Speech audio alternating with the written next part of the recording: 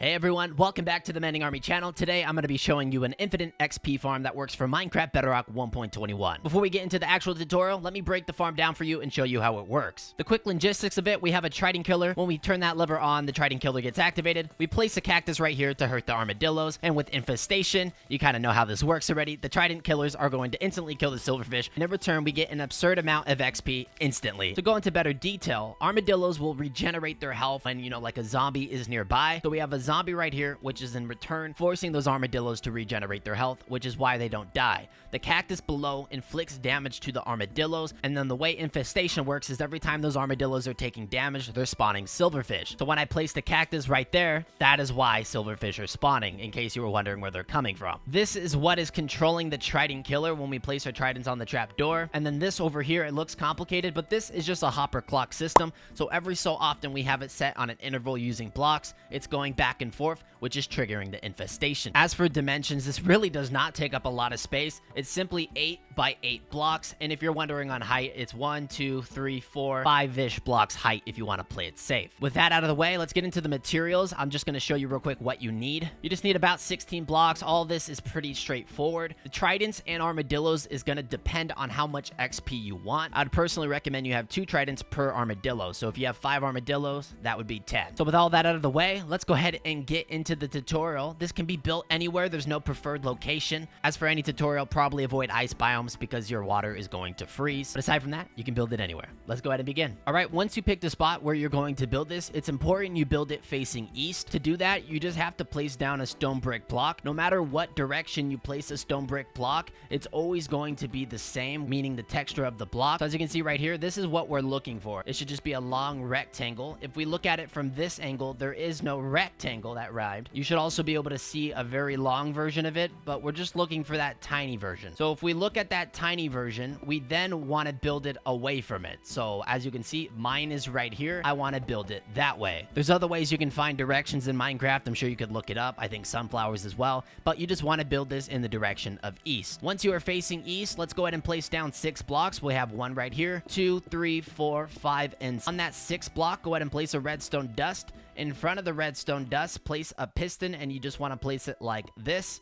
In front of the piston, place a block of redstone, and then leave 1 block empty. And right here, we're going to turn around and take another piston. So this is how it looks. This is 6 blocks in total. Redstone to the piston, to the redstone block, 1 block gap to another piston, and they're both facing each other like that. All right, behind the piston, go ahead and place a redstone dust, and behind the redstone dust, go ahead and take a lever and place it on the edge of the block. And if we right click it, that should extend, and we'll leave it like this for now. Go ahead and shift right here to the left of that redstone dust in front of the lever. We'll shift and we'll place a block. Gonna go diagonal. We'll do the same thing on this side. Just go ahead and shift and place it diagonal, and then you just need a block there, and then it's completely up to you. I would recommend you just place 2. It makes it easier for yourself. You could place 2 more here, or you could leave it empty. Completely up to you. Go ahead and place a temporary block right here, and take your hopper going into that block. Break the temporary block, then shift, and take another hopper going into that one. You then want to go into the left hopper, and you want to place 2 stacks of 64 plus 32. It doesn't matter what blocks they are, but they do have to be the same blocks. This is basically going to set our interval for the hopper system. It's important. It's 2 stacks of 64 plus 32.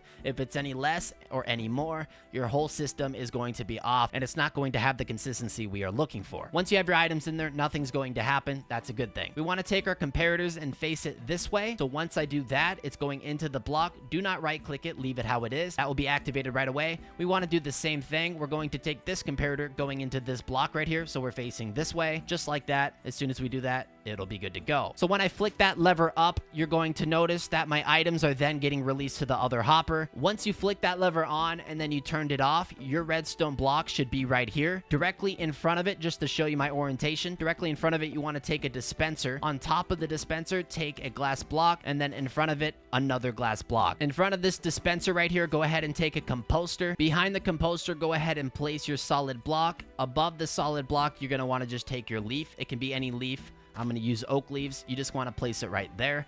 Then behind the leaf, go ahead and place a trap door. This is going to stop the water from breaking out. And then just like we did on this side, we're going to place 2 glass like this. So we have 1, 2, 3, 4. And then we just need another 2 on the side of this one. So 1, 2, which would make 6. All right, on the corner of this glass right here, go ahead and place another solid block. And then we want to have a lever just on that block. In front of the lever, place a comparator. It's going in this direction. And then go ahead and right click the comparator. Then you're going to loop your redstone back into the comparator. So just like this. And then we want to place another solid block here. When I flick this lever, you're going to notice that creates a circuit. That means you did everything correct. We now want to put our armadillos inside of the composter. This is going to be up to you on how many you're putting in. I'm going to do 5. In survival, you're most likely going to need to have this minecart, and then you're just going to push it up like this. And when you break the minecart, sometimes it won't go in. We should be able to get it in just like that. Your armadillos are going to be able to escape your composter. They're going to start running around, so we don't want that. To stop that, just put a fence right in front of it. As you can see, it's at the same Y level of the leaf over there. Now we can go ahead and put that block on top just like this to finish it up. We then want to go ahead and take a water bucket, and we want to waterlog the leaf over here. And where did my water bucket go?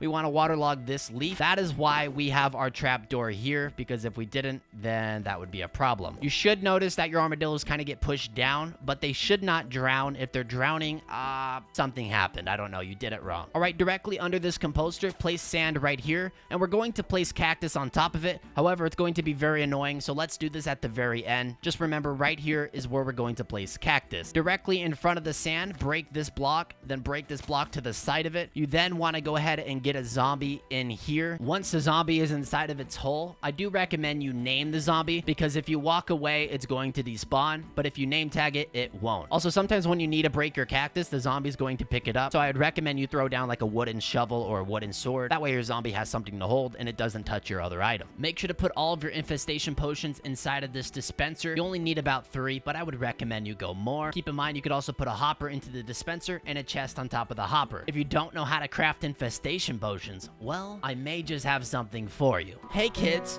want to know how to craft infestation potions? Let's do it together. Here we go. It's brewery time. Put in your potions, then blaze up the powder, let it all chime. Now you got awkward potions, add in the nether wart, then wait for it. And now you add in stone, then you add the gunpowder. Now you have infestation, yo. No hesitation, stack them up high, do it a couple times, then grip them tight and let them multiply into a bunch. You want about 9. It's brewery time. It's brewery time. Now you know. Oh, now you know.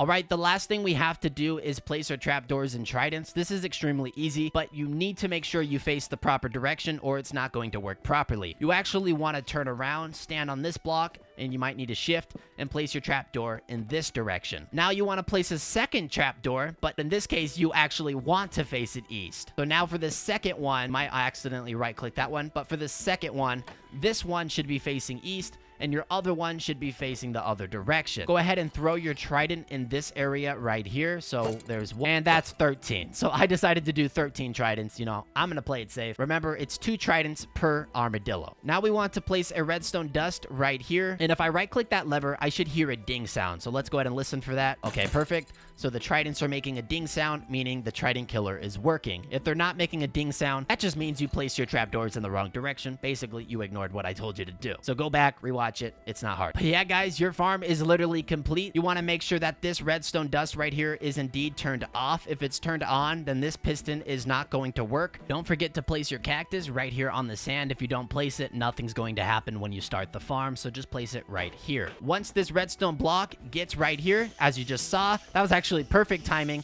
Everything is going to work. You want to go ahead and flick your lever, and then just like that, you're going to get all of your XP.